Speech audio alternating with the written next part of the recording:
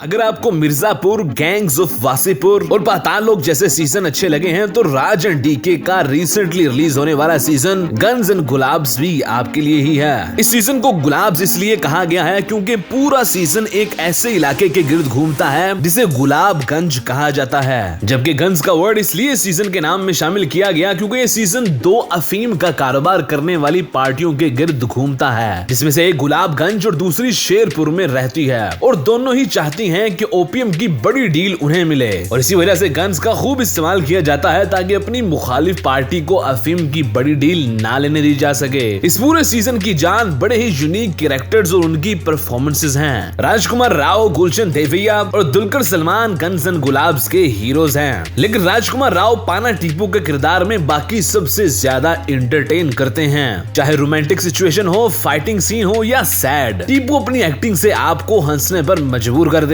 जैसा कि gangs of Wasseypur में नवाजुद्दीन सिद्दीकी के किरदार फैसल खान के साथ देखा गया, जिनकी बहुत ही यूनिक एक्टिंग को लोग आज भी याद रखते हैं। बिल्कुल इसी तरह राजकुमार राव का कैरेक्टर भी आपको सरप्राइज करता नजर आएगा। इसी तरह जैसे पाताल लोक में हमें हथौड़ा त्यागी कैरेक्टर देखने को मिला जो हथौड़े से ही लोगों को मारता नजर आता था, इसी तरह गन्स एंड गुलाब्स में भी टीपू को पानाधारी और पाना टीपू कहा जाता है। पाना का वर्ड इसलिए टीपू के साथ जोड़ा जाता है क्योंकि टीपू एक पाने से ही दो लोगों को मार देता है, लेकिन हथौड़ा त्यागी और पाना टीपू में बहुत फर्क है। टीपू के कैरेक्टर में वो फियर नजर नहीं आता जो हथौड़ा त्यागी के कैरेक्टर में नजर आता था, जबकि कॉमेडी ज्यादा देखने को यहाँ मिल रही है। इसी तरह जैसे मिर्जापुर में गुड्डू भैया का किरदार एक छोटी सी फैमिली से ताल्लुक रखता था, लेकिन कलीम भैया का गैंग ज्वाइन करने के बाद बहुत ही पावरफुल बन जाता है। इसी तरह टीपू भी एक मोटरसाइकिल मैकेनिक से एक बहुत बड़ा गैंग बाज बन जाता है, जिसके चर्चे पूरे गुलाबगंज में होने लगते हैं। और फिर टीपू एक ऐसे शख्स को मारता है जो किसी से मर नहीं रहा होता,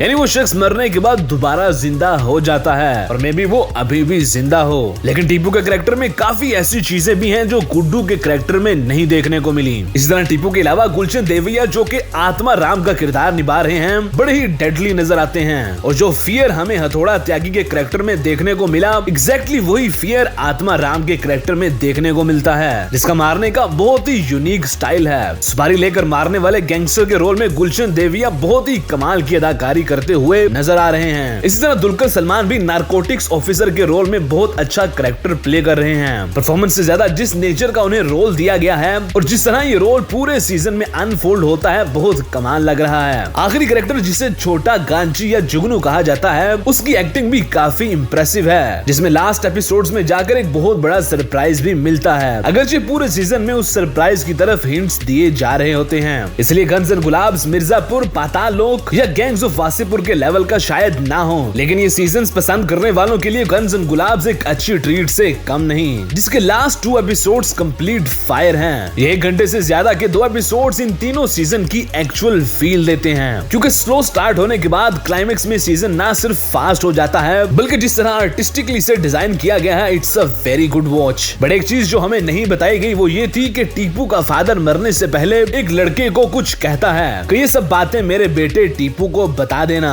और थ्रू आउट सीजन वो लड़का पाना टीपू को वो सारी बातें बताने की कोशिश करता है लेकिन नहीं बता सकता, और जब टाइम आता है बताने का तो लड़का भूल ही जाता है कि वो बात क्या थी, और ऐसा जानबूझकर किया गया है क्योंकि इस ना बताने में भी एक खूबसूरती है। But maybe nation wants to know कि टीपू के अब्बा ने क्या कहा था।